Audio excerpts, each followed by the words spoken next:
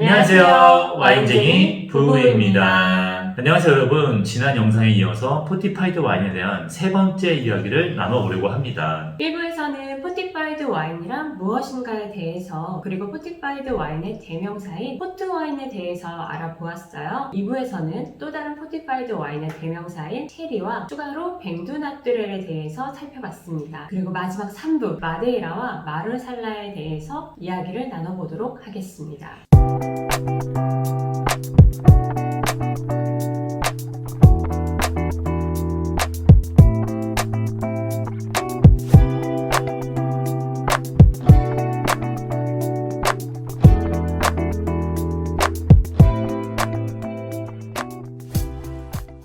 거두절미하고 바로 마데이라부터 시작해볼까요? 포르투갈이 자랑하는 포티파이드 와인이 포트에 가려져서 잘 알려져 있지는 않았지만 마데이라도 포르투갈의 포티파이드 와인이에요. 그렇죠. 이 마데이라라는 이름 자체가 이 와인이 탄생하는 섬 이름이기도 해요. 포르투갈 영이기는 한데 오히려 아프리카 대륙과 조금 더 근접할 정도로 포르투갈에서 멀리 떨어져 있는 섬이에요. 이 마데이라에는 와인 말고도 굉장히 유명한 게 하나 더 있습니다. 바로 세계적인 축구 스타인 크리스티아노 호날두의 고향이라는 점이죠. 정확히는 섬의 중심 도시인 푼샬에서 태어났다고 하더라고요.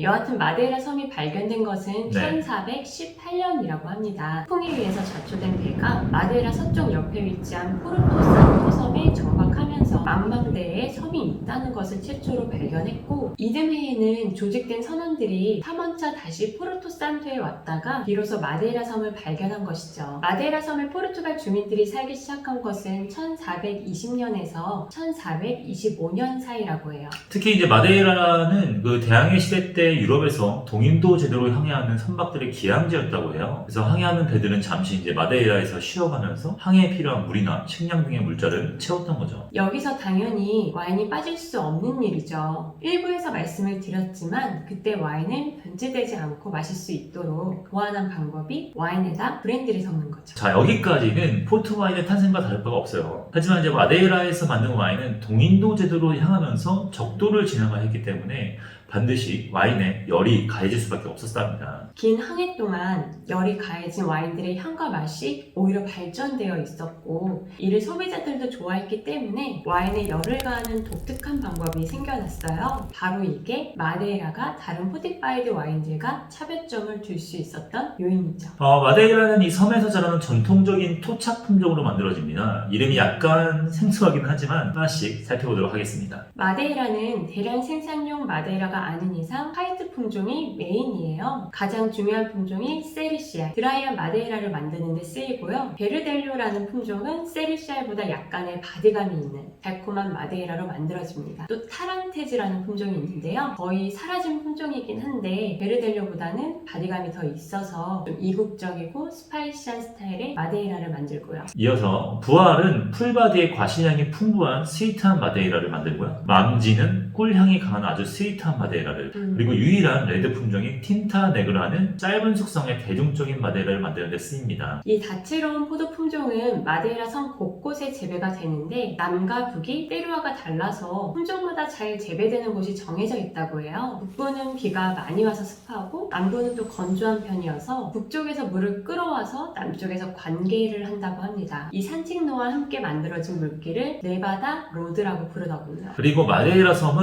가파른 산과 절벽으로 이루어진 섬이라 포도밭들도 이제 경사가 가파른 곳에 위치해 있어가지고 포도 수확은 오로지 손으로만 진행이 됩니다. 수확은 8월 말부터 10월 말까지 2달에 걸쳐서 매우 길게 이루어지는데요. 이렇게 길게 하는 이유는 포도 품종마다 익는 속도가 다르고 포도밭이 위치한 고도가 다르기 때문이에요. 해발 고도가 높은 곳의 포도는 기온이 낮기 때문에 천천히 익어가고 그래서 이제 다른 곳보다 익는 시간이 더 필요한 편이죠. 만드는 방식은 다른 포티파이드 와인과 다르지 않습니다. 다만 마데이라는 주정의 도수가 96%인 아주 순수한 알코올을 첨가한다는 점이 차이점이죠. 알코올 도수를 끌어올린 마데이라는 두 가지 방식으로 열을 가요. 인위적으로 열을 가하는 에스투 빠쟁이라는 게 있고 태양으로부터 얻는 자연적인 열로 느리게 숙성을 시키는 칸테로 방식이 있습니다. 전자는 대중적인 마데이라, 후자는 고급 마데이라를 만들 때 쓰입니다. 우선 에스투 빠쟁을 한번 이야기해볼까요? 자료 화면을 보면 용기가 있고 코일이 가운데 있는 것이 보이죠? 이 가열된 코일에 물을 흘려보내서 와인을 히팅해요. 보통 용기는 시멘트나 스테인리스 스틸 탱크를 사용하고요. 1개월을 히팅하고 나머지 2개월은 온도를 낮추면서 서서히 안정화를 시킨다고 합니다. 와인이 히팅되면 당분이 캐러멜라이즈 되고 와인색이 진해져요. 네. 결국 와인의 당분이 많을수록 와인의 색이 더 진해지는 원리예요. 아, 그렇군요.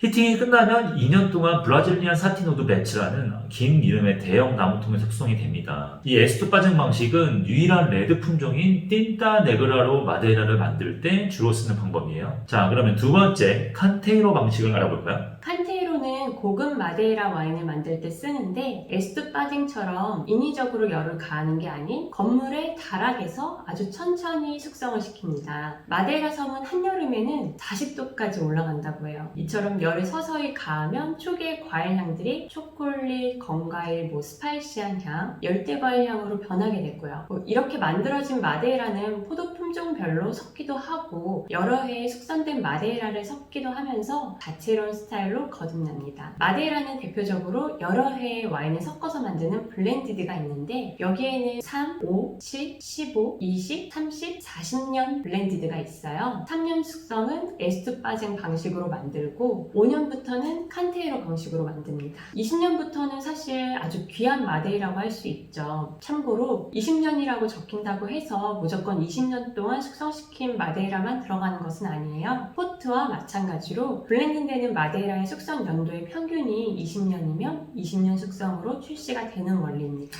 그리고 아주 드물지만 정말 좋은 해에만 만들어지는 버전도 있죠. 이를 데이티드 마데이라라고 불러요. 데이티드 마데이라는 세 카테고리로 나뉘어요. 하베스트, 꼬레이타, 빈티지스. 하베스트는 오크통에서 5에서 8년을 숙성시키고 꼬레이타는 8에서 18년 그리고 빈티지스는 최소 20년 동안 숙성을 거치는데 이게 100년 이상 숙성을 하기도 한다고 하네요. 대단하네요. 네. 그렇다면 마지막으로 마데이라는 어떻게 즐기는 게 좋을까요? 숙성 기간에 따라 달라지기는 하는데 일반적으로 포티파이드 와인들과 크게 다를 건 없어요. 간단히 구할 수 있는 숙성된 향의 치즈들 그리고 현지에서는 달콤한 파이나 초콜릿과 매칭을 많이 하더라고요. 우리나라 문화와는 좀 맞지 않지만 푸아그라도 되게 추천을 하는 메뉴고요. 다만 데이티드 마데이라처럼 장기간 숙성시킨 건 와인 그 자체로 즐기는 걸 추천하기도 합니다. 자, 포티파이드 와인 3부 마지막으로 다룰 포티파이드 와인은 마르살라입니다.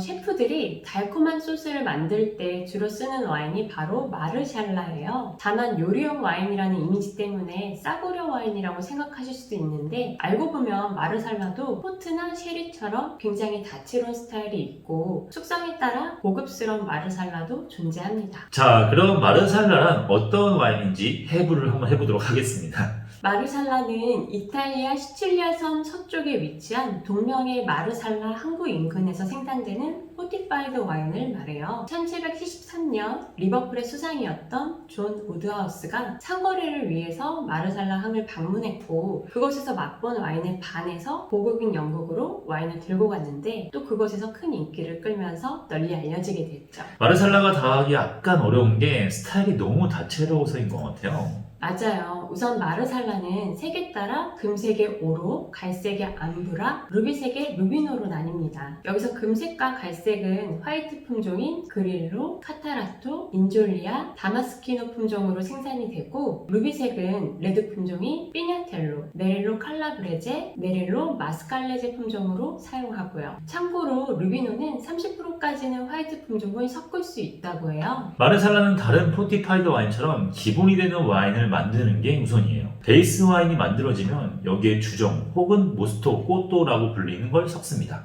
이 모스토 꼬또는 쿡트 와인, 그러니까 달콤한 포도즙을 36시간 동안 가열한 거예요. 그래서 수분이 날아가서 달콤함이 더욱 진해지고 색도 갈색으로 변합니다. 이 모스코 꼬또는 보르도는 아까 언급한 암브라 마르살라를 만들 때 섞었습니다. 그래서 색이 갈색이 되는 거고요. 그리고 최고급의 마르살라는 미스텔라라고 부르는 스위트한 포티파이드 와인을 섞어요. 이 미스텔라는 반드시 그릴로 포도로만 만들어야 돼요. 결국 마르살라는 주정을 언제 첨가하느냐, 모스토포토와 미스텔라를 얼마나 첨가하느냐에 따라서 단맛의 세기가 결정이 됩니다. 비교적 드라이한 세꼬부터 중간에 세미 세꼬, 단맛의 돌체가 있고요. 이렇게 강화된 와인은 숙성을 거치는데 1년 숙성한 걸 피네라고 불러요. 이 피네가 우리가 가장 흔하게 볼 수 있는 마르살라이고 주로 요리용으로 많이 쓰입니다. 2년은 슈페리오레, 4년 숙성은 슈페리오레 리제르바, 5년은 베르지네, 10년 이상은 솔레라 스트라베키오 혹은 솔레라 리제르바라고 부릅니다. 참고로 진정한 마르살라라면 쉐리처럼 솔레라 시스템으로 숙성을 해야 돼요. 그래서 마르살라도 빈티지가 없는 거고요. 마르살라는 달콤한 것부터 드라이한 것까지 다채롭기 때문에 함께 즐길 수 있는 안주들이 많아요. 달콤한 건 여지없이 디저트와 함께 즐기면 좋고요. 드라이한 건 현지에서는 이 마르살라를 이용해서 만든 각종 육류 요리와 함께 즐긴다고 합니다. 저희가 준비한 이야기는 여기까지입니다.